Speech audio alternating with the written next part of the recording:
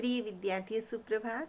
आज हम पाठ्य पुस्तक वसंत भाग 3 में संकलित कबीर की साखियां पाठ के प्रश्न उत्तर का अध्ययन करेंगे। पहला प्रश्न पहली साखी से ही संबंधित है। देखिए, तलवार का महत्व होता है, म्यान का नहीं। उक्त उदाहरण से कबीर दास जी क्या कहना चाहते हैं? उत्तर, तलवार का महत्व होता है, म्यान का नहीं। इस साखी द्वारा, उदाहरण के द्वारा कबीर दास जी यह कहना चाहते हैं कि हमेशा मुख्य कार्य या वस्तु का महत्व होता है। अनावश्यक वस्तुओं के विषय में जानकारी प्राप्त करने का कोई औचित्य नहीं होता है। जैसे तलवार खरीदने पर तलवार की चमक और उसकी धार के पैनेपन को देखकर ही उसका मोल भाव किया जाता है, उसकी सुंदर म्यान को देखकर नहीं। ठीक वैसे ही साधु संतों के ज्ञान को ही महत्व दिया जाना चाहिए, उनकी जाति के बारे में नहीं पूछना चाहिए। अर्थात विद्यार्थियों, जिस प्रकार जब हम किसी भी वस्तु को खरीदने के लिए बाजार में जाते हैं तो हम उसकी क्वालिटी, गुणवत्ता को देखते हैं, ना कि हम उसकी सुंदरता को।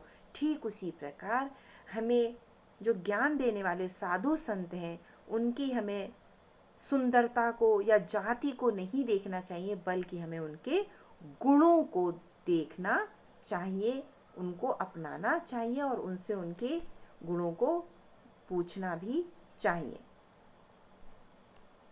दूसरा प्रश्न, पाठ की तीसरी साखी जिसकी एक पंक्ति है, मनुआ तो दहु दिसि फिरे, यह तो सुमिरन नाही, के द्वारा कबीर दास जी क्या कहना चाहते हैं?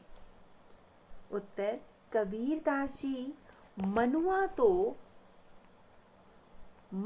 तो दहु दिसि फिरे, यह तो सुमिरन नाही, पंक्ति के माध्यम से यह कहना चाहते हैं कि ईश्वर भक्ति के समय यदि मन एकाग्र न रहकर दसों दिशाओं में भटकता फिरे, अर्थात घूमता रहे, तो ऐसी भक्ति बेकार है। अर्थात विद्यार्थियों, अभी इस समय जैसे कि आप घर में बैठे हुए हैं, घर में बैठकर शिक्षा ले रहे हैं, पढ़ रहे हैं, लिख रहे हैं, लेकिन यदि सिर्फ आप मोबाइल देखकर बस देख लिया, पढ़ लिया, छोड़ दिया, तो ये आपके काम करने का तरीका नहीं होगा। अर्थात हमें अच्छा विद्यार्थी बनने के लिए जो हमें दिन प्रतिदिन कार्य कराया जाता है, उसे हमें सुंदर सुव्यवस्थित तरीके से अपनी कॉपी में करना भी है, क्योंकि तभी हम एक आदर्श विद्यार्थी बन सकते हैं।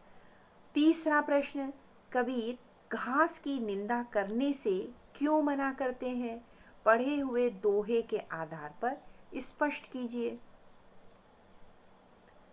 उत्तर, कबीर दास जी दोहे में पैरों के नीचे रोंदने मतलब कुचली जाने वाली घास के बारे में बताया है कि हमें कभी भी उस रोंदी जाने वाली घास को कमजोर नहीं समझना चाहिए, क्योंकि यदि उस घास का छोटा सा तिनका भी उड़कर आंख में पड़ जाए तो वह घास किरकिरी यानी कर देता है, पीड़ा देता है और बेचैनी ला देता है। इसके माध्यम से उन्होंने बताना चाहा है कि समाज में रहने वाले छोटे से छोटे अर्थात कमजोर व्यक्ति को भी हमें सताना या दबाना नहीं चाहिए, क्योंकि समय आने पर वह भी शक्ति प्राप्त कर हम पर आघात कर सकता है। इसलिए हमें सभी के साथ प्रेम का, एकता का व्यवहार करना चाहिए। कभी भी किसी से अपमान नहीं करना चाहिए, किसी का कटु वचन नहीं बोलना चाहिए। चौथा प्रश्न, मनुष्य के व्यवहार में ही दूसरों को विरोधी बना लेने वाले दोष होते हैं। यह भावार्थ किस दोहे से व्यक्त होता है? उत्तर, यह भावार्थ निम्नलिखित दोहे से व्यक्त होता है। जग में बैरी कोई नहीं, देखिए, जग में बैरी कोई नहीं, जो मन शीतल हो, या आपा को डारी दे, दया करे सब कोई कबीरा, दया करे सब कोई। तो विद्यार्थियों, आपने देखा कि हमारा जो व्यवहार है वो ऐसा होना चाहिए जो दूसरों के मन को शीतलता दे। अब देखिए, जब हम दूसरे के मन, ऐसी बात कोई अच्छी लगने वाली, मन को खुश कर देने वाली बात कर देते हैं, तो हम दूसरे के चेहरे की जो चमक देखते हैं, तो उस चमक को देखकर हमारे चेहरे पर अपने आप ही चमक आ जाती है। अर्थात दूसरों की खुशी देखकर हमारा मन ही प्रफुल्लित, खुशी से भर जाता है। इसलिए हमें हमेशा अपने घमंड अहंकार को त्याग कर, यहाँ पा को डाल दे, हम घमंड अहंकार को त्याग कर दूसरों के साथ दया की भावना का व्यवहार करना चाहिए।